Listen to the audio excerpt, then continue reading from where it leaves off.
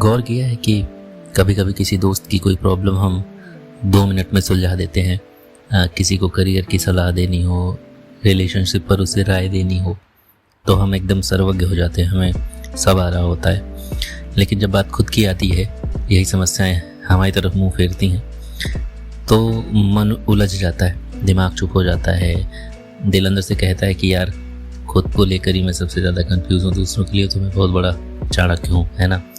यानी हर चीज़ समझ में आ जाती है, बट खुद की बात समझ आने में गड़बड़ है।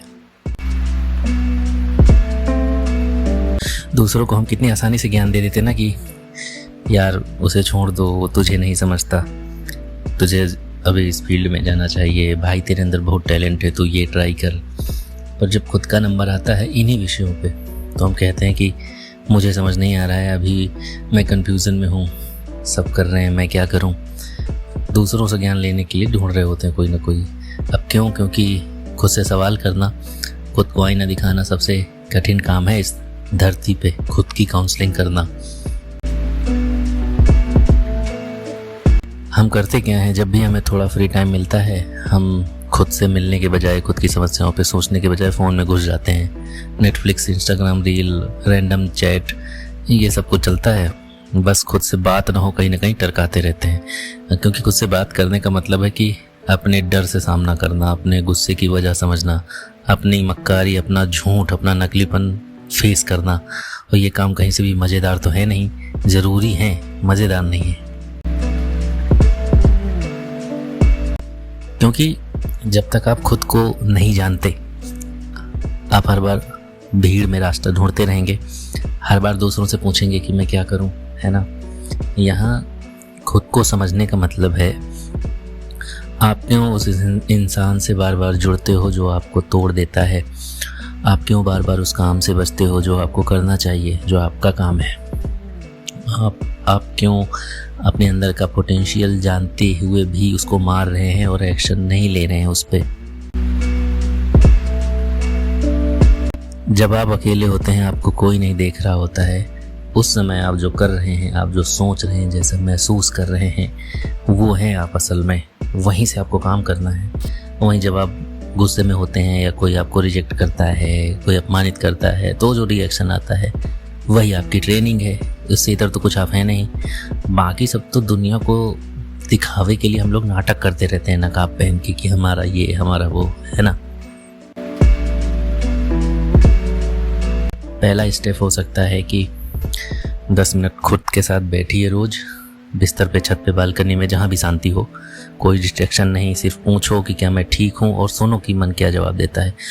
दूसरा हो सकता है हर रात 5 लाइनें लिखिए, आज किस बात पर हंसे, क्यों गुस्सा आया, यानी जर्नलिंग करिए और उसमें सच्चाई दिख जाती है।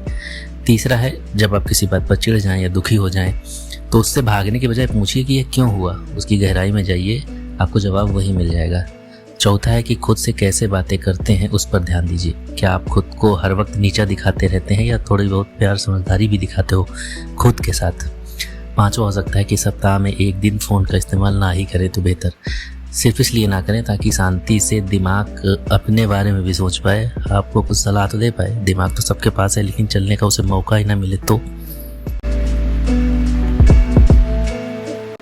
आप हर बार लोगों से अप्रूवल मांगते रहेंगे, छोटा सा रिजेक्शन आपकी नींद उड़ा देगा। आपको दूसरों के फैसले, आप मतलब दूसरों के हिसाब से अपनी ज़िंदगी जीने लगेंगे। और सबसे दुखदाई होगा कि आप खुद होकर भी कभी खुद नहीं बन पाएंगे। ये बड़ी घोर विडंबना होती है जीवन में किसी के। अब इतना बड़ा परिवर्तन एक रात में तो होगा नहीं, पर रोज़ थोड़ा थोड़ा ये प्रैक्टिसेस जो बताई हैं, अगर आप करेंगे तो ये मजबूत आपको बनाएंगी। देखिए, कोई भी बड़ा फैसला लेना हो, उसमें क्लैरिटी चाहिए। आप खुद को जानते हो तो कन्फ्यूज़न कहीं ना कहीं कम हो जाता है अपने पोटेंशियल को समझने से। अब सवाल जो आप खुद से पूछ सकते हैं कि आज मैंने खुद के लिए क्या किया, आज मैं अपनी किसी सोच या आदत को पहचान पाया क्या मैं खुद को थोड़ा और समझा, या बस मैंने यूं ही अपना दिन निकाल दिया। तो कुल मिला के बात यह है कि दुनिया का शोर तो कम होने वाला है नहीं, लेकिन उसके बीच हम अपनी खुद की आवाज़ को पहचाने, यही हमारी असली उन्नति होगी, ग्रोथ होगी। हर चीज़ समझ में आ सकती है, पर सबसे पहले खुद को समझना ज़रूरी है, उसके बाद कुछ और समझें। So thank you for listening. आज रात सोने से पहले 5 मिनट खुद से बात करके देखना, ज़िंदगी थोड़ी अपनी सी लगेगी। मिलेंगे अगले वीडियो में किसी और विषय पे। तब तक के लिए थैंक यू।